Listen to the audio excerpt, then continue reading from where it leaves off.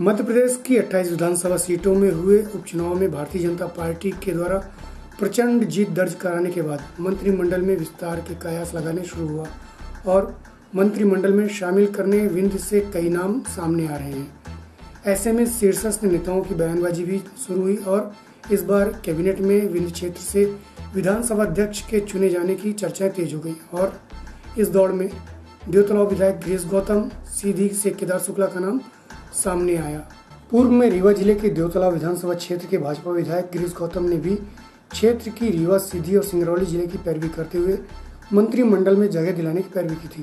कि रीवा, सीधी, सिंगरौली मिला करके वहाँ की जनता ने 15 में से 14 सीटें भारतीय जनता पार्टी को यहाँ पर प्रतिनिधित्व दिया है।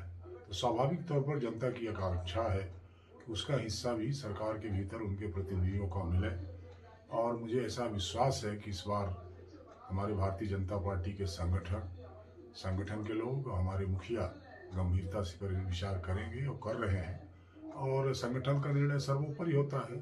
वो ऐसा चाहेंगे कि मिलना चाहिए तो निश्चित तौर पर मिलेगा।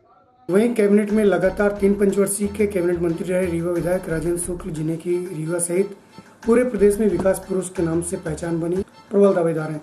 इसी बीच अनूपपुर की सीट पर उपचुनाव से जीतकर आए पूर्व कैबिनेट मंत्री बिसाहू लाल ने भी विंध्य क्षेत्र को प्रतिनिधित्व मिलने के लिए बयान जारी किया। उन्होंने कहा कि विंध्य क्षेत्र से विधानसभा अध्यक्ष चुना जाना चाहिए, जिससे शीतकालीन सत्र में शीघ्रता से कार्य हो सके। आप क्या मानते हैं? देखिए, सब लोग ये चाहते हैं, जो जहाँ के रहने वाले, आप लोग भी जहाँ रहते हैं, आपको सबसे पहले वहाँ से आप लोगों का प्रेम होता है। जिस परिवार में रहते हैं तो उस परिवार से प्रेम होता है।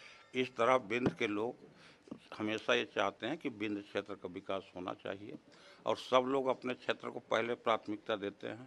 इसलिए विंध्य क्षेत्र के लोग अगर मांग कर रहे हैं तो कोई गलत नहीं है। मैं भी उनका समर्थन करता हूं कि विंध्य से योग्य और अच्छे व्यक्ति को विधानसभा का। वहीं इन सभी कयासों पर पूर्ण विराम लगाते हुए रीवा विधायक एवं पूर्व कैबिनेट मंत्री राजेंद्र शुक्ल ने पार्टी नेतृत्व पर भरोसा जताया तथा उन्होंने कहा कि पार्टी नेतृत्व मंत्रिमंडल के विस्तार पर निर्णय करेगा और इस पर स्वयं शिवराज सिंह चौहान कार्य करेंगे।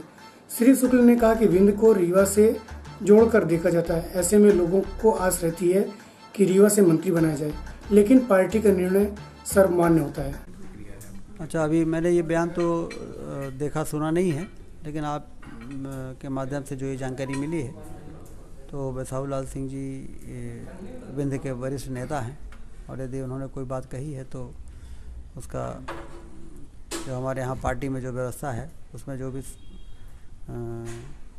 आवश्यक संज्ञान है वो पार्टी हर पहलुओं पर विचार करती है, गुण दोष के आधार पर हमेशा फैसला करती है। तो बाकी जहाँ तक उनके बयान का पर रिएक्शन का सवाल है तो मुझे लगता है कि बयान उनका है तो उसके बारे में वही ज़्यादा विस्तार से इस पर बोल पाएंगे। आपको क्या लगता है विंध्य से अभी तक मंत्री नहीं बनाया गया है बिसाहू लाल जी के अलावा? ये मत कहिए कि विंध्य से मंत्री नहीं बने, 3 मंत्री बने विंध्य से। राम खिलावन पटेल जी, मीना सिंह जी और बिसाहू लाल सिंह जी स्वयं 3 विंध्य से मंत्री हैं। तो विंध्य से कोई मंत्री नहीं है ये कहना ठीक नहीं है। रीवा जिले की जहाँ तक आप बात करते हैं तो रीवा की बात आप करते हैं और विंध्य की बात करते हैं। अभी गिरीश गौतम जी ने भी रीवा, सीधी और सिंगरौली की बात की है। रीवा, सीधी, हाँ, यहाँ जरूर नहीं है।